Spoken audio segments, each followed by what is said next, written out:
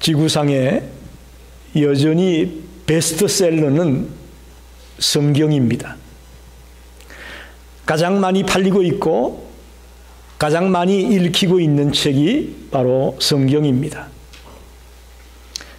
하지만 많은 사람들이 성경을 자신의 지식이나 이성으로 억지로 해석을 하고 억지로 풀려고 하다가 실패하고 있습니다. 사람들은 자신은 가대평가하고 하나님은 가소평가하려고 합니다. 무슨 얘기냐 하면 하나님을 사람의 틀에 가두어서 보려고 하는 그런 실수를 범하고 있습니다. 여러분, 하나님은 우리 인간의 틀에 가둘 수 없는 분임을 믿으시기 바랍니다. 예, 우리 인간의 머리로 하나님을 가둘 수 없어요. 이것은 우리 스스로 함정을 파고 그 안에 빠져서 허우적거리고 있는 것과 같은 모습입니다. 오늘 본문에 사두개인이라는 자가 나오고 있습니다. 이 사두개인을 알기 위해서는 1세기 당시에 유대교에 4개의 분파가 있었다는 것을 우리가 알아야 됩니다. 복음서에 보게 되면 바리새인들이 많이 나오죠. 바리새파, 사두개파, 특히 세례 요한 같은 사람은 광야에서 생활하지 않았습니까? 이런 자들을 우리 에세네파라고 말합니다. 에세네파. 또 로마의 세력에 열심을 다해 저항하고 덤벼든다고 할까요? 로마를 꺾어보려고 정말 죽을 둥 살 둥 날뛰는 열심당원들이 있었습니다. 4가지 분파가 바리새파, 사두개파, 에세네파, 열심당원, 이런 파들이 있었습니다. 바리새파는 우리가 잘 아는 율법주의죠. 다수의 보통 사람들이 대부분 바리새인들이었습니다. 사두개파, 그 당시에 사람들이 볼 때는 사두개파는 자유주의라고 할 수 있습니다. 그들은 소수의 지배계층의 사람들입니다. 주로 대제사장, 제사장들, 사내들인 공회원, 회원들, 이런 자들이 주로 사두개파에 포함되어 있었습니다. 그들은 성경을 모세오경만이 성경이라고 봤습니다. 다른 구약의 책들은 성경으로 인정하지 아니하고 모세오경만 성경이다. 그래서 모세오경에 나오지 않는 천사, 영, 부활, 지옥, 이런 것들을 믿지 않았습니다. 에세네파는 세례요한과 같이 광야에서 금욕적인 생활을 하는 금욕주의자들이고 또 경건주의자들이었습니다. 열심당원들은 로마에 적극적으로 저항하는 그런 분파의 사람들이었습니다. 그래서 오늘 본문에 사두개인이 나오고 있는데 사두개인의 출발점은 어디냐? 다윗 시대에 사독이라는 제사장이 있었습니다. 대제사장 사독의 후예들이 거기서부터 태동을 해가지고 사두개인으로 발전한 것으로 보고 있습니다. 오늘 이 본문을 가지고 저는 산자의 하나님, God of the Living 이라는 산자의 하나님이라는 제목으로 함께 은혜를 나누고 싶습니다. 첫째는 이 사두개인들은 예수를 책잡기 위해서 이상한 질문을 하고 있습니다. 27절, 28절을 보면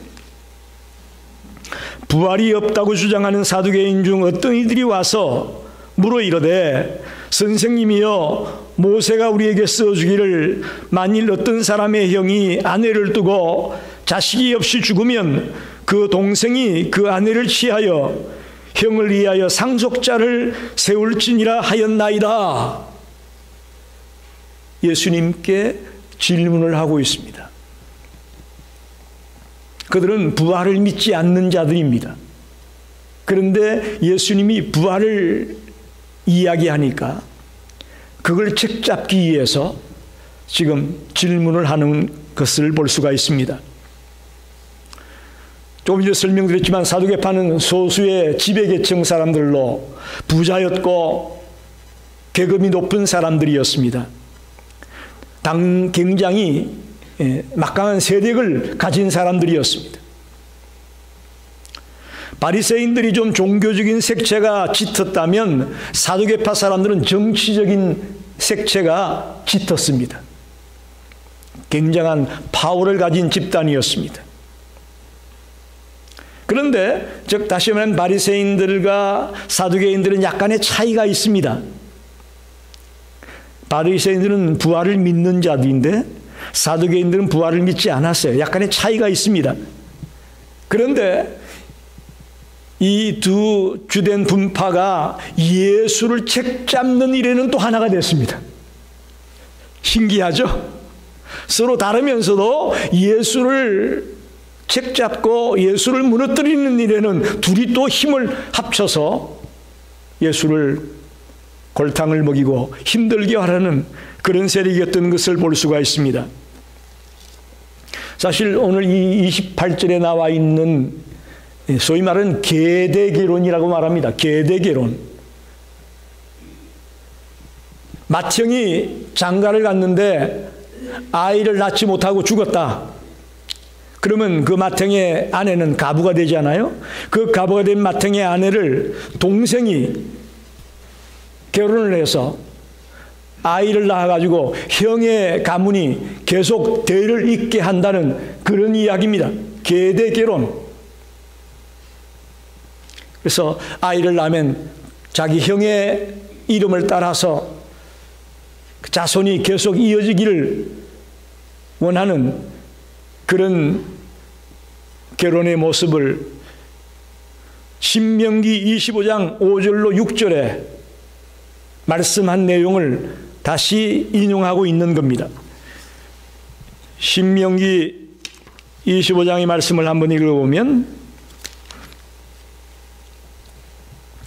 형제들이 함께 사는데 그중 하나가 죽고 아들이 없거든 그 죽은 자의 아내는 나가서 타인에게 시집가지 말 것이요 그의 남편의 형제가 그에게로 들어가서 그를 맞이하여 아내로 삼아 그의 남편의 형제된 의무를 그에게 다 행할 것이요 그 여인이 낳은 첫 아들이 그 죽은 형제의 이름을 잊게 하여 그 이름이 이스라엘 중에서 끊어지지 않게 할 것이니라 이렇게 말씀합니다.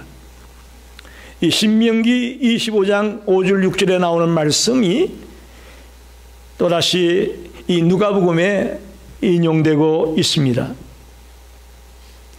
즉 다시 말하면 사두개인들은 지금 부활 교리의 모순점을 들추어내려고 이 말씀을 인용하는 것입니다.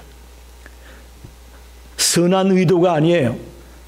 부활의 교리를 주장하는 예수님을 골탕 먹이려고 이 말씀을 끄집어낸 것입니다. 그래서 그걸 조금 각색을 해가지고 이야기하죠. 칠형제가 있었는데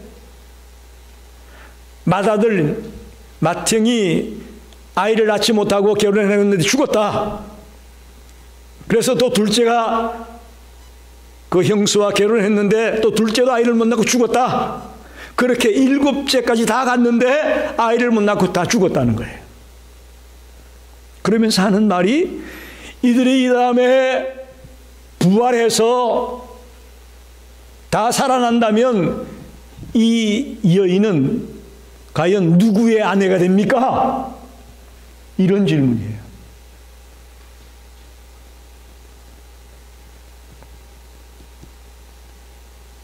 굉장히 어떻게 보면 논리적이고 지적으로 자기들 딴에는 예수를 이겼다. 예수가 얘기하는 부활 얘기가 잘못됐다. 그런 확신을 가지고 이런 질문을 던졌습니다.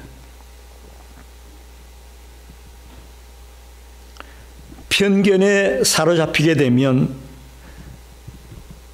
진리를 바로 볼 수가 없습니다. 우리의 눈이 잘못된 곳을 향해 있기 때문에 뭐가 진리고 뭐가 비진리인지를 구분하지 못하는 겁니다. 지금 사두개인은 자기들 생각에 무조건 부활은 없다라고 생각하고 있기 때문에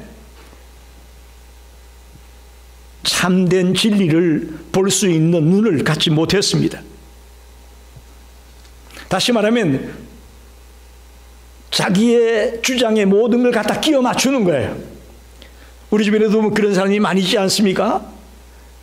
자기 주장을 무조건 옳다고 주장하기 위해서 되도 않는 그런 말들을 막 끄집어들여 가지고 자신의 논리를 주장하는 사람들이 있습니다. 사두개인들이 지금 그런 질문을 하는 거예요. 일곱 형제 얘기 꺼내가지고 예수를 책잡고 골탕 먹이고 부활이 없다라는 것을 주장해 보려고 갖은 수단을, 방법을 동원하고 있는 모습을 발견합니다.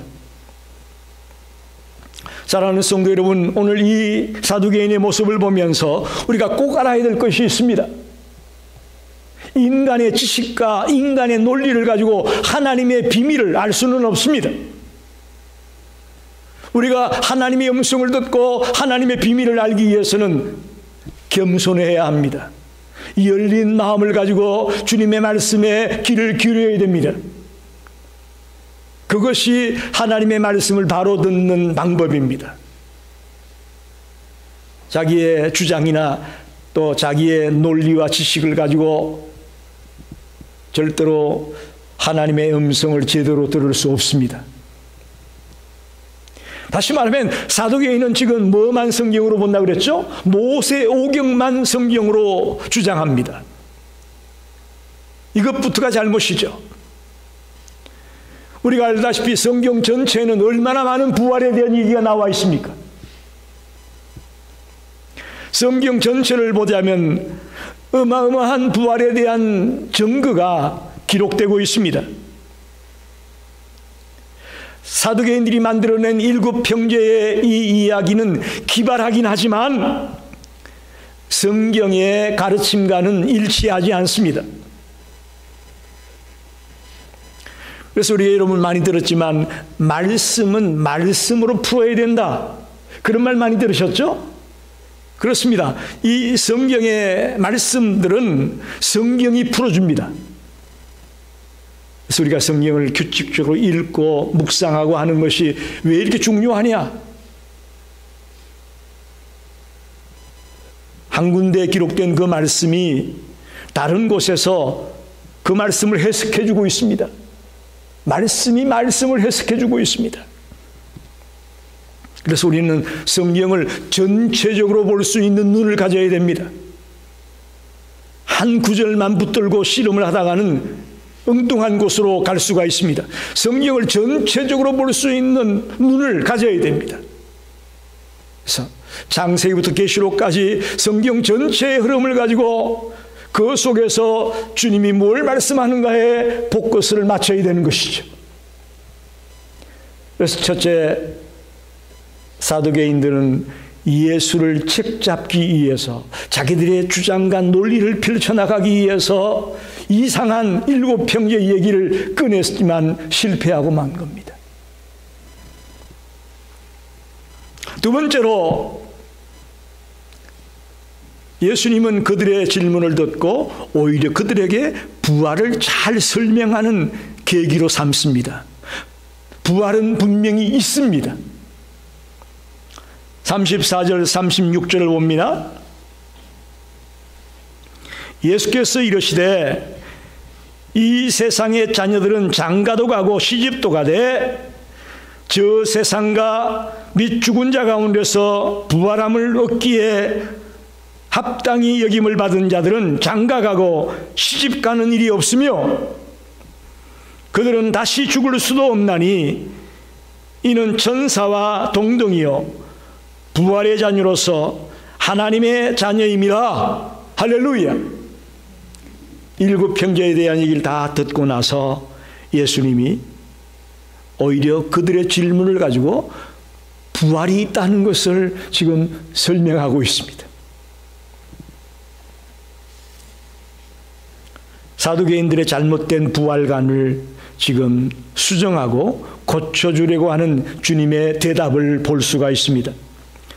먼저 35절에 보면 부활하여 새롭게 되어 사는 세계를 저 세상이라고 그랬습니다. 저 세상.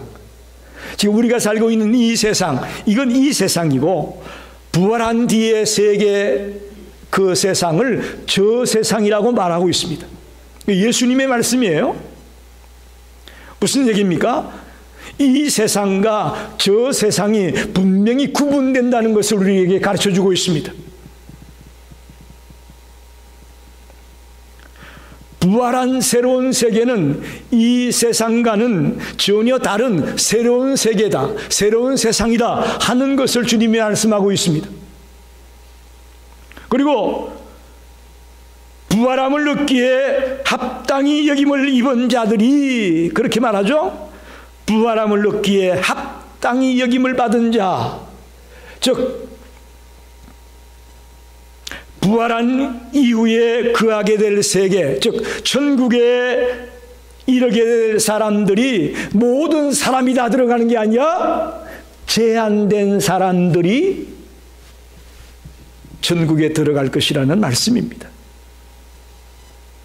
부활함을 얻기에 합당히 여김받은 자, 모든 자가 어느 누구나 다 그냥 들어가는 곳이 천국이 아니라 합당히 여김을 받은 자, 예수 그리스도를 나의 구주로 영접한 자, 그들이 부활을 얻기에 합당히 여김을 받은 자임을 다시 한번 강조하고 있습니다. 이건 참 매우 중요한 겁니다. 우리가 복음을 전할 때에, 전도할 때에 이 말씀을 놓쳐서는 안 될 것입니다. 그저 그냥 교회 한번 나가봐, 그것 가지고는 약해요. 정말 그들이 예수를 만나고 예수님을 나의 구주로 고백하는, 믿는, 그것이 부활 이후의 세계에 들어갈 수 있는 그런 합당한 자임을 성경이 말하고 있기 때문입니다. 다시 말하면 사도계인들이 지금 잘못되었다는 걸 두 가지 지적하는데, 첫째는 부활한 후에도 결혼 제도가 그대로 있다고 생각하는 사도계인들의 생각이 잘못되었다고 말합니다. 또 하나는, 두 번째는 부활한 이후에는 사람이 어떤 모습으로 변화되는지를 모르고 있다는 것을 지적하고 있습니다. 여러분 잘 보십시오.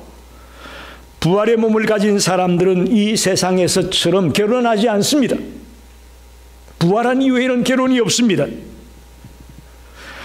부활한 사람들은 천사처럼 되어진다고 말합니다. 천사와 같이 동등해진다.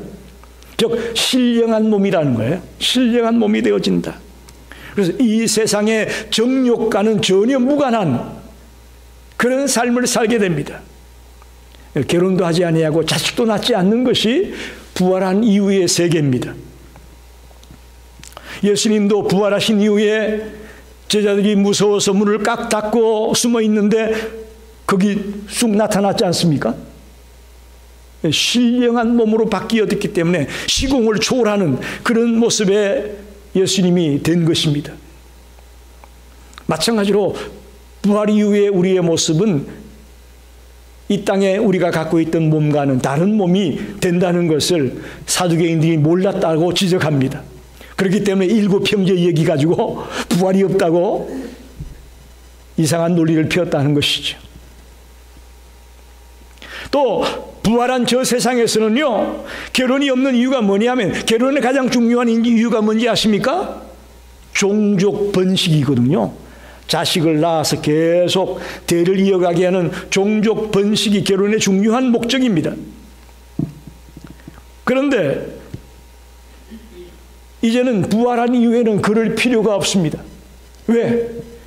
우리가 하나님의 자녀로, 새 생명으로 불멸의 존재가 되어서 영원히 살아갈 것이기 때문입니다. 할렐루야.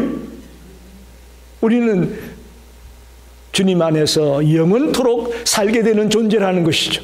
그렇기 때문에 꼭 뭐 자식을 낳아 종족을 번식하고 이런 결혼의 의미가 없다라는 것이에요. 매우 중요한 것입니다. 이걸 몰랐기 때문에 사두개인들은 이상한 7형제 얘기를 가지고 예수님을 이겼다고 생각했던 거죠. 부활 이후에는 결혼이 없습니다. 부활 이후에는 신령한 몸으로, 정욕에 얽매이지 않는 신령한 몸으로 우리가 바뀌어집니다. 예수의 부활을 발목을 걸어가지고 넘어뜨리려고 했던 사두개인들의 그 책잡기 이야기가 실패하고 말았다는 것을 분명하게 보여주고 있습니다. 마지막 세 번째로 37절, 38절에 보면 매우 중요한 얘기가 나와 있습니다. 죽은 자가 살아난다는 것은 모세도 가시나무 뜰기에 가난그래서 주를 아브라함의 하나님, 이삭의 하나님, 야곱의 하나님이시라 칭하였나니 하나님은 죽은 자의 하나님이 아니요 산 자의, 살아있는 자의 하나님이시라. 하나님에게는 모든 사람이 살아있느니라. 할렐루야. 죽은 자의 하나님이 아니라 산 자의 하나님이라고 말씀하고 있습니다. 여러분 한번 묻습니다. 하나님은 영원히 살아계십니까? 하나님이 영원히 살아계신 분임을 믿습니까? 아멘입니다. 우리가 그걸 믿지 못한다면 우리의 신앙은 아무것도 아니에요. 아무것도 아니에요.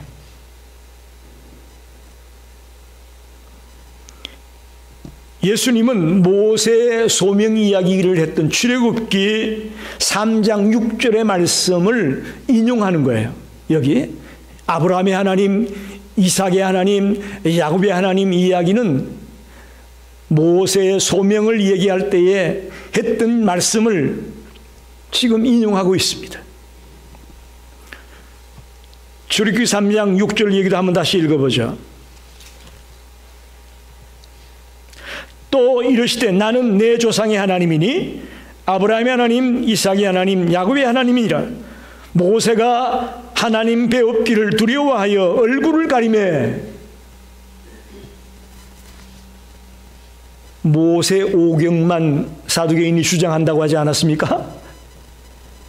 그런데 이 모세 오경에도 부활 얘기가 있다는 얘기를 하는 거예요. 예수님은. 그게 무슨 얘기냐? 이미 죽은 자인 아브라함의 하나님, 이삭의 하나님, 야곱의 하나님이라고 얘기하고 있다는 것이죠. 모세보다 훨씬 앞에 살던 이 족장들, 죽은 족장들의 하나님이라는 거예요.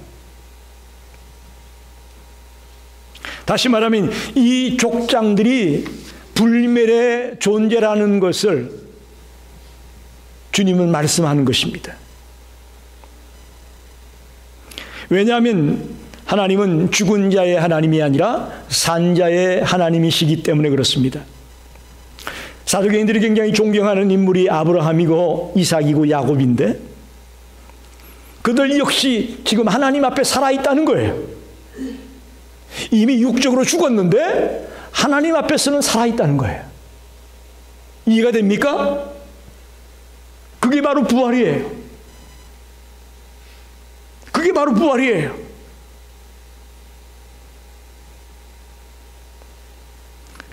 하나님 앞에는 모든 사람이 살아있다고 볼 수 있습니다.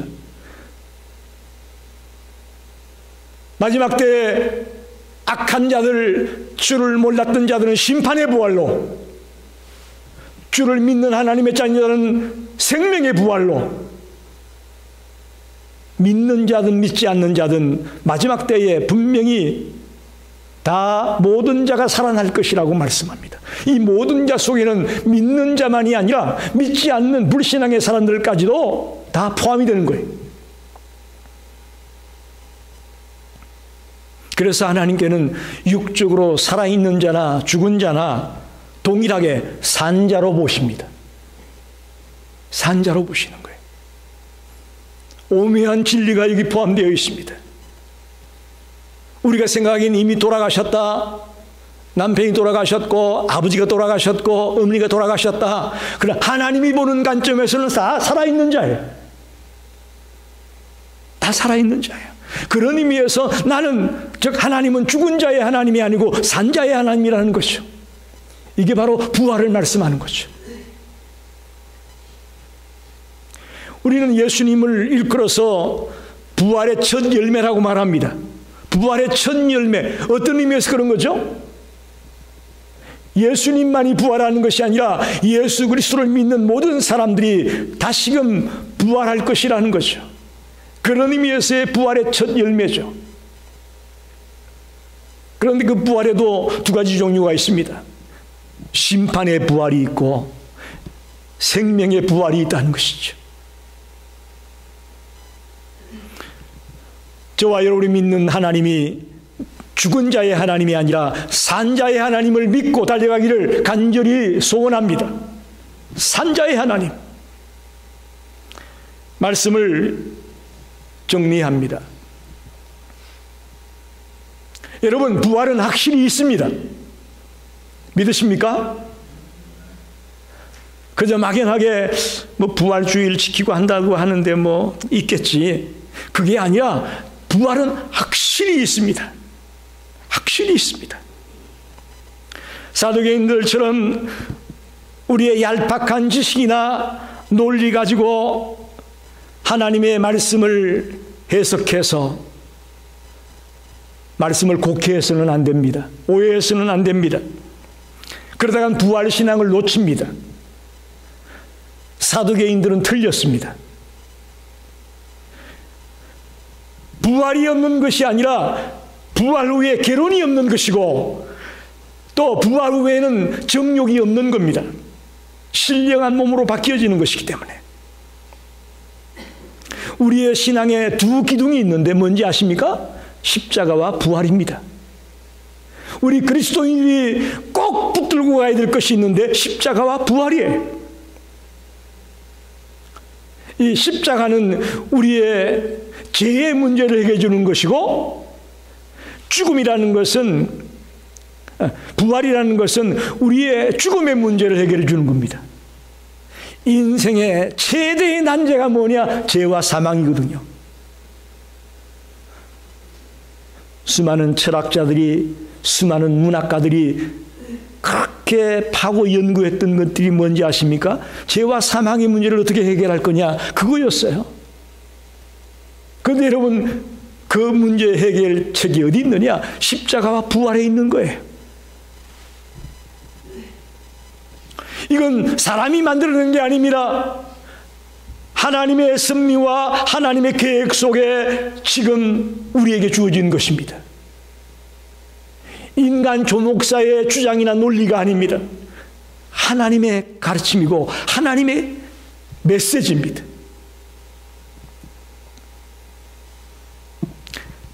주님 다시 오실 그날 이 부활이 현실이 될 걸 믿습니다. 그걸 믿어야 됩니다. 그게 크리스찬입니다. 종교개혁자 잔 낙스라는 인물이 있습니다. 그가 죽은 묘비에 가면 묘비명이 새겨져 있습니다. 잔 낙스의 묘비명에 이렇게 써 있습니다. 하나님을 두려워할 뿐 결코 인간의 얼굴을 두려워하는 일이 없는 자가 여기 잠들다. 그렇게 써붙여놨어요. 정말 멋진 묘비명이라고 저는 생각합니다. 산자의 하나님을 믿는다면 두려워할 것이 없습니다. 우리의 모든 고난을 넘어설 수가 있습니다. 내일에 대한 그런 불안함과 염려를 넘어설 수가 있습니다.